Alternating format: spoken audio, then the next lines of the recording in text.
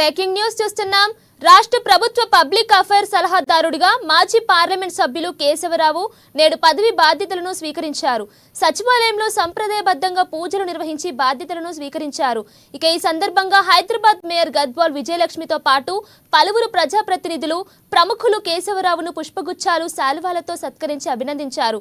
Public affairs సలహాదారుడిగా బాధ్యతలు అప్పగించడం ఆయన సంతోషం వ్యక్తం చేశారు.